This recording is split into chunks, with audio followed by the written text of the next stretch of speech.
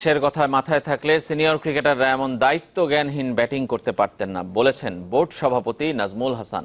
তুচ্ছ কারণে ইনজুরিতে পড়ায় ক্রিকেটারদের ফিটনেস নিয়েও সংশয় বোর্ড প্রধানের। বিসিবির পরিকল্পনা জন্টি রোডসকে ফিল্ডিং উপদেষ্টা নিয়োগের। দেশের জন্য যেটা দরকার, খেলার পরিস্থিতি অনুযায়ী যেটা দরকার সেটাকেই তো অ্যাডাপ্ট করতে হবে, এটাই তো টেস্ট ক্রিকেট।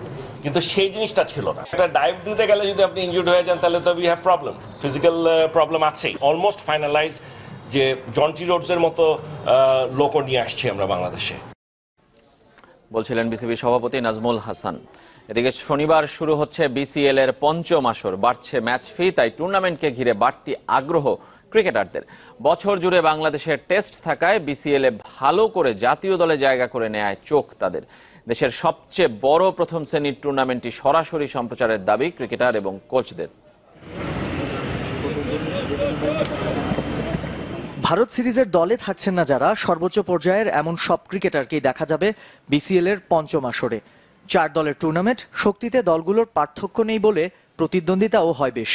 অথচ টুর্নামেন্টের নির্দিষ্ট সূচি না থাকা বিসিবির অবহেলারই নামান্তর।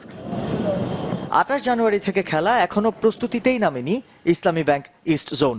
অনুশীলন শুরু করলেও স্কোয়াড চূড়ান্ত করেনি BCB North Zone. Prime Bank South ও ওয়ালটন সেন্ট্রাল জোন প্রস্তুত। বিসিবি বরাবর স্কোয়াড জমা দিলেও এখনো টুর্নামেন্ট কমিটি দল জানায়নি গণমাধ্যমে। এগুলো যদি হেলাফেলা হয় ক্রিকেটারদের জন্য আসার খবর, ম্যাচ ফি 40,000 টাকা থেকে বেড়ে 50,000 টাকা হচ্ছে। তবে আক্ষেপ, ভারতের রঞ্জি ট্রফি যেখানে সরাসরি সম্প্রচার হয়, দেশের সবচেয়ে বড় প্রথম শ্রেণীর আসর এখনো থেকে যায় সাধারণের দৃষ্টিসীমার বাইরে। ইন্ডিয়ার মতো জায়গায় ছোট ছোট খেলা আমরা দেখি লাইভ টেলিকাস্ট হয়।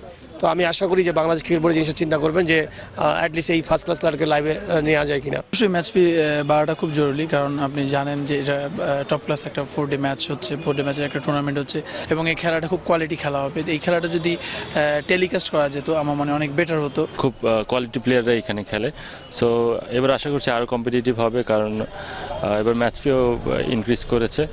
2 বার করে জিতে এখন পর্যন্ত টুর্নামেন্টের সবচেয়ে সফল 2 দল ওয়ালটন সেন্ট্রাল জোন এবং প্রাইম ব্যাংক সাউথ জোন। প্রথম পর্বের 2টি ম্যাচের ভেন্যু বগুড়া ও সিলেট।